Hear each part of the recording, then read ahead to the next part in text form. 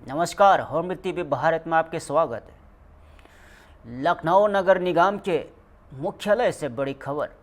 सुषमा खरगवाल और नगर आयुक्त गौरव कुमार की कार्यप्रणाली पर सवाल उठते नजर आ रहे हैं। नगर निगम के मुख्यालय लिफ्ट खराब होने से हालत भयावह हो गए। सोमवार को आयोजित संपूर्ण समाधान दिवस में एक बुजुर्ग महिला दूसरे फ्लोर तक चढ़ते चढ़ते थक गई और अंततः जमीन पर बैठ गई। उससे पानी पिलाकर नीचे उतारा गया। करोड़ों के टेंडर और स्मार्ट सिटी के दावों के बावजूद बुनियादी सुविधा तक नहीं। यह तस्वीर नगर निगम की व्यवस्था की पोल खोल रही है। इस घटना ने यह सवाल खड़ा कर दिया है कि क्या नगर निगम अपने दावों के अनुरूप जनता को सुविधाएं दे पा रहा है।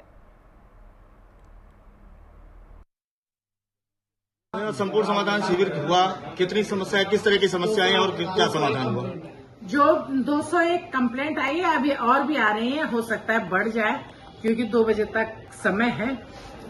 और टैक्स के अलावा और भी काफी समस्या आई हैं, लेकिन प्रयास ये है हमारा कि टैक्स का समस्या का समाधान हो हर हाल में, क्योंकि हम अगर सुचारू रूप से सही ढंग से टैक्स लेना शुरू कर दें तो हमारी जो इनकम है वो बढ़ सकती है।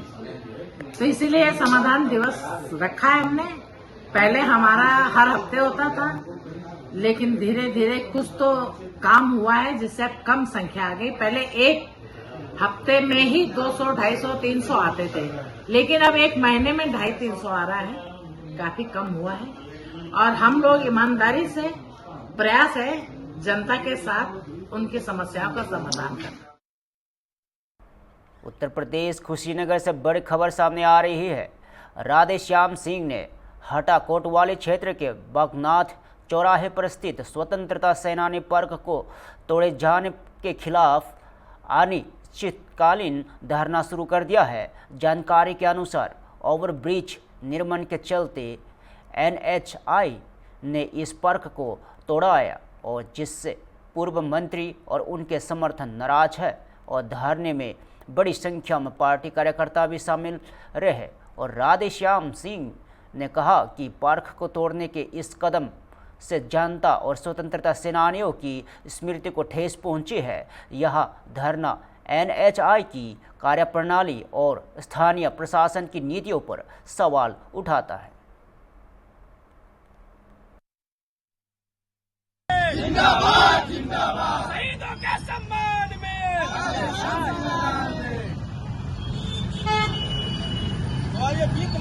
देश की आज़ादी की लड़ाई लड़ने वाले स्वतंत्रता संग्राम सेनानियों का जो पार्क बना था उसको कल प्रशासन ने तोड़वा दिया। इस स्मारक की कहीं सुरक्षित जगह पर स्थापना कराई जाए। अगर नहीं कराया जाएगा तो मेरा आंदोलन अनिश्चितकालीन शुरू हो गया है और चलता रहेगा। उत्तर प्रदेश में स्वास्थ्य सेवाओं को लेकर मुख्यमंत्री योगी आदित्यनाथ ने बड़ा दावा किया है। मुख्यमंत्री ने कहा कि वर्ष 2017 से पहले प्रदेश में सरकारी क्षेत्र में केवल 17 मेडिकल कॉलेज ही संचालित थे, लेकिन अब राज्य में मेडिकल शिक्षा और स्वास्थ्य सुविधाओं का तेजी से विस्तार हुआ है। मुख्यमंत्री के मुताबिक आज प्रदेश के 75 जिलों में 1 डिस्ट्रिक्ट 1 मेडिकल कॉलेज के लक्ष्य को लगभग हासिल कर लिया गया है। वर्तमान समय में उत्तर प्रदेश में कुल 81 मेडिकल कॉलेज संचालित हो रहे हैं।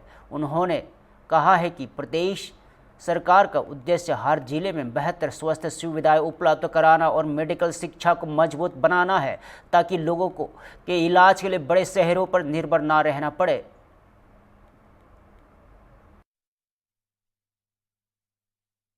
उत्तर प्रदेश में डबल इंजन की सरकार है।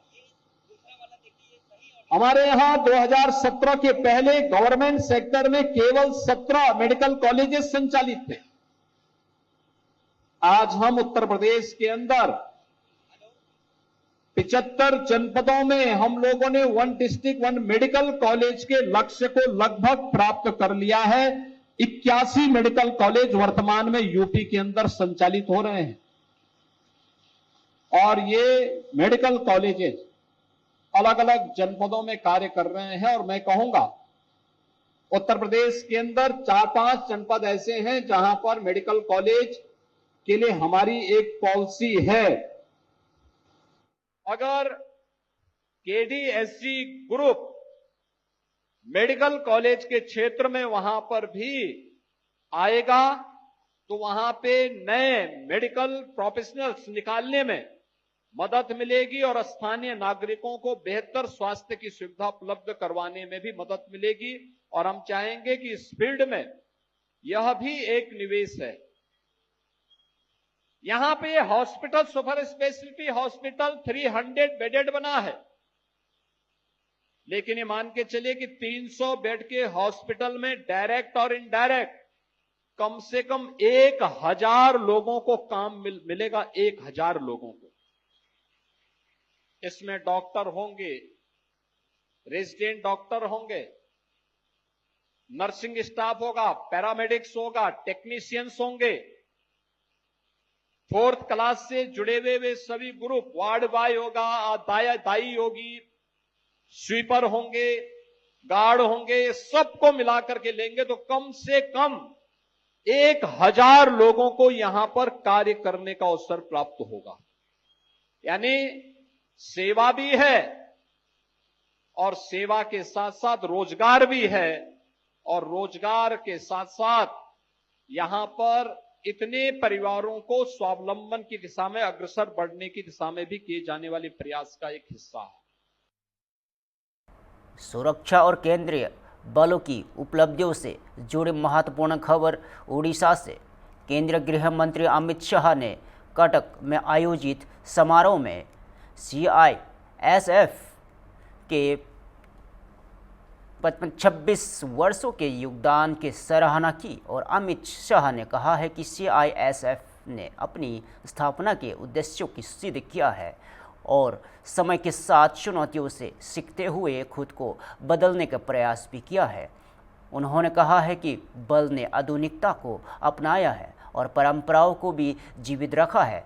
गृह मंत्री ने सभी सीआईएसएफ जवानों का दिल से साधुवाद करते हुए उनकी सेवाओं और योगदान को सम्मानित किया। इस बयान बल के पेशेवर और अनुशासन देश की सुरक्षा में उनकी अहम भूमिका को रेखांकित करता है। और मुझे बहुत आनंद है कि इस 56 सालों में सीआईएसएफ ने न केवल अपनी स्थापना के उद्देश्यों को सिद्ध किया है, इसके साथ साथ हर प्रकार की चुनौतियों से सीखते हुए समय के साथ अपने आप को बदलने का प्रयास भी किया है। उन्होंने आधुनिकता को भी अपनाया है और परंपराओं को भी जीवित रखा है।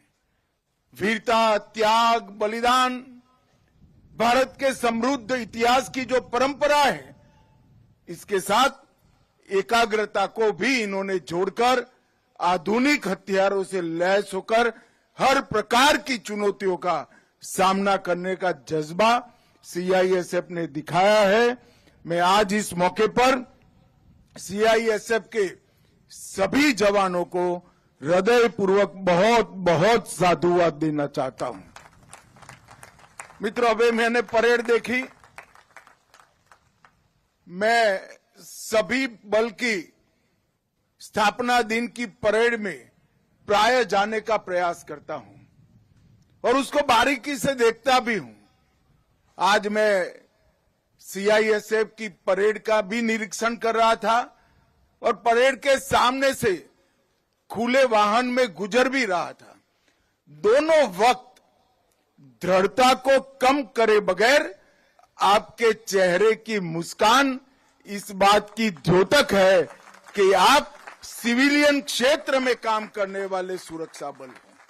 और मुझे बहुत आनंद है। सुरक्षा बल का एक स्वभाव होना चाहिए। जो सीमाओं की सुरक्षा कर रहे हैं उनका एक स्वभाव होना चाहिए और देश की सीमाओं के अंदर जो सिविलियन क्षेत्र में अलग अलग प्रकार की सुरक्षा का काम करते हैं उनका स्वभाव होना चाहिए।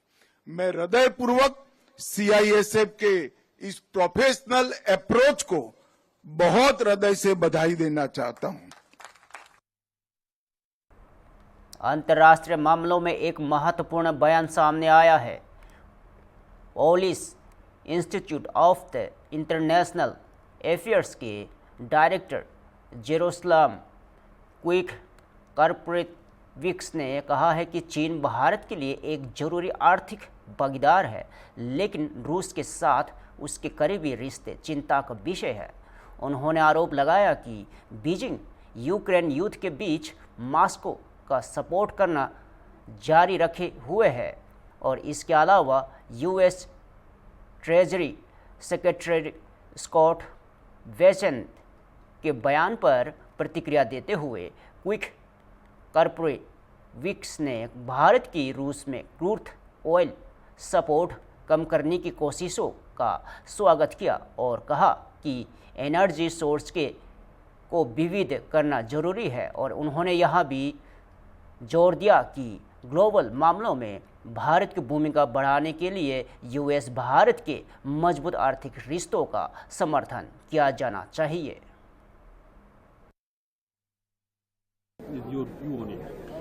I mean, for us, China also is a very important economic partner for Europe, for the world. However, we should be very careful because the Chinese-Russian relations are very strong, and China de facto is supporting Russia's aggressive war against Ukraine. For Europe, for Poland, this is a very important issue that the Russia still has financial support, technological support from China, from North Korea as well, and Iran. So that's why for Europe and Poland it's important to prevent Russian channels of communication with rest of the world. And for Europe and Poland it's important also to sanction Russia and to limit Chinese-Russian economic cooperation. U.S. Treasury Department is giving a temporary 30-day waiver to allow Indian refineries to purchase Russian oil. How do you see? I mean, it's a very good sign that India is trying to decrease the number of Russian crude oil import to compare the previous years. We can imagine that for Indian economy, Russian crude oil is quite important because first of all, it's much cheaper than the usual crude oil importing from the other parts of the world, and secondly, because of the huge Indian energy needs. We try to convince our Indian partners that Russia's policy in Europe is very dangerous, not only for Europe but also for the rest of the world. So that's why it's much more important to develop other destinations and import crude oil from other countries. US also said that India is an essential partner and it will just ramp up purchase of Russian US oil. What's the answer? The Treasury Chief, Mr. Scott Bessent, has just said that India is an essential partner of United States, and it is hoping that India will ramp up purchase of US oil. Yes, I mean definitely for US, India is a very important country, and US may provide additional supply of crude oil to India, which is a very positive sign. However, I think there are also other countries in South America, Brazil, in Caribbean, in Africa, and definitely there is importance to diversify routes of oil transportation. Also for India, the same for Poland. I strongly support US-Indian economic relations because it will allow India to be much more independent and play a much more constructive role in terms of the global affairs.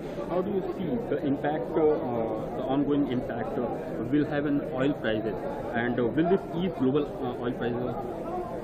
I think that the current situation in the Middle East only temporarily influenced the oil market. We observe now increase of crude oil price, but the level of the price is not as high as it was, for example, in 2008 during the global financial crisis. I think that because of the green transformation, more and more countries are trying to decrease their dependency on fossil fuels. That's why oil is not so important as it was a decade ago. I strongly believe that there's not a shortage of crude oil on the global market, but rather the problem, the fluctuation with price and only temporary shortages of supplies and problems with transportation. I strongly believe that sooner or later the situation will be much more calm and the crude oil price will be for Police have arrested 5 men for the alleged gang rape of a 16-year-old girl in Tripura's Khowai district, officials said on Thursday. The incident occurred between 8 p.m. and 10 p.m. local time on Wednesday at a rubber plantation located behind a school under the jurisdiction of the Baijalbari police station. Officer Jugal Tripura of the Baijalbari police station stated that a case was registered following a complaint by the victim. All 5 accused were apprehended within 24 hours of the report. Police identified the arrested individuals as Bishal Debarma, Angsh Debarma, Kachong Debarma, Tushar Debarma and Bapi Debarma, all aged between 22 and 24 years. Officials said the accused were booked under relevant sections of the BNS and are scheduled to be produced before a local court and per local legal procedure. সকালবেলা অনুমান 11:30 নাগাদ আমি খবর পাই যে গত রাতে একটা incident হয়েছে বলে, তো গ্যাং রেপ হয়েছে বলে আমার কাছে খবর আয়।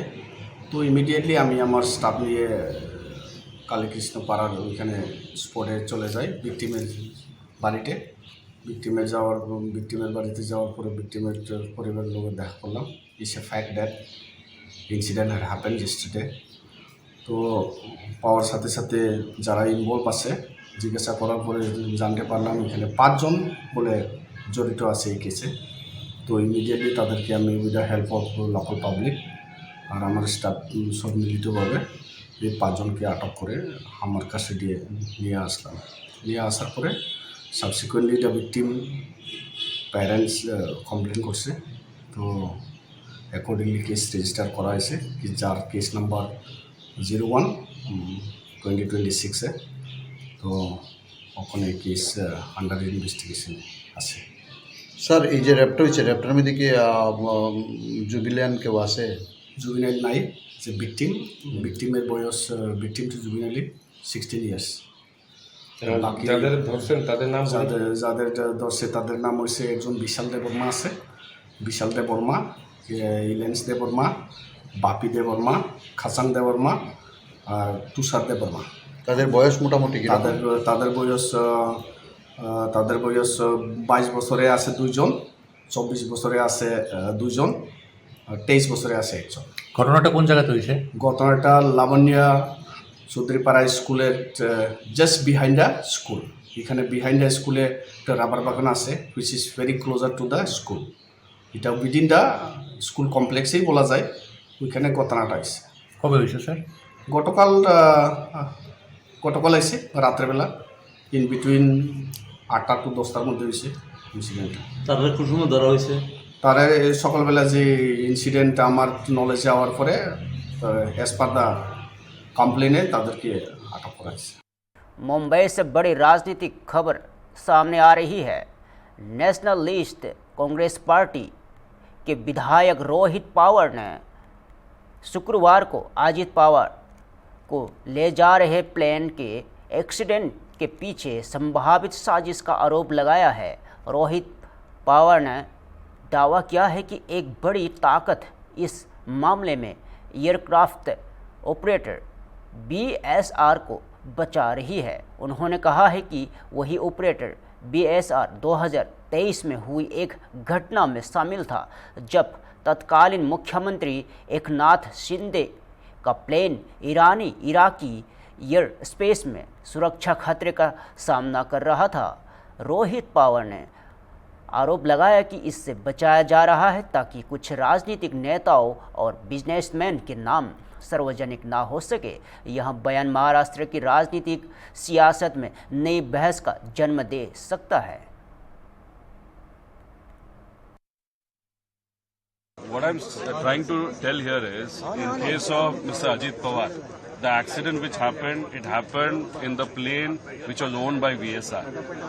And the accident which has happened, we feel there's some conspiracy behind it. But when we go in detail, when you do some research, which we have done, we also found out that in 2023, CM of Maharashtra, then CM of Maharashtra, Eknath Shinde ji, he was traveling to Davos. And while traveling to Davos, generally any small plane has to stop in some country on some airport to do refueling. So their plane had stopped in Bahrain for refueling. And after stopping there, then their flight plan was till Davos, but when they entered Iran and then later Iraq, the Iran and Iraq governments and defense personnel there, they said the flight plan, we were not informed about the flight plan.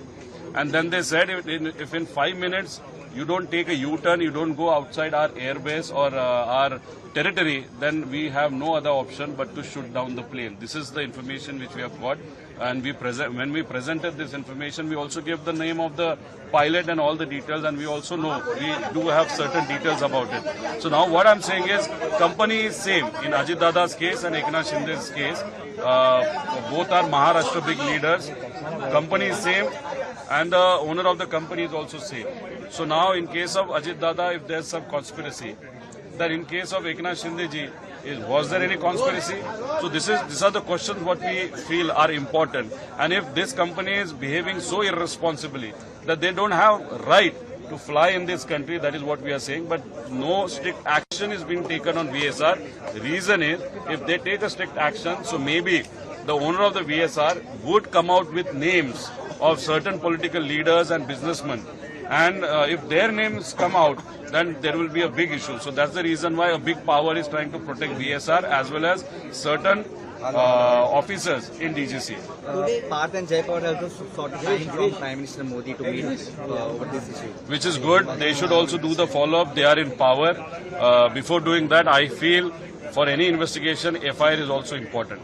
So now in Maharashtra, they being in power, if they try to do the follow-up, so we did try to do the FIR through the police station, but it didn't happen. So they should use their power to do the FIR, because FIR is base of any investigation. If that FIR is not filed, then the way the investigation would be, then we can doubt about it.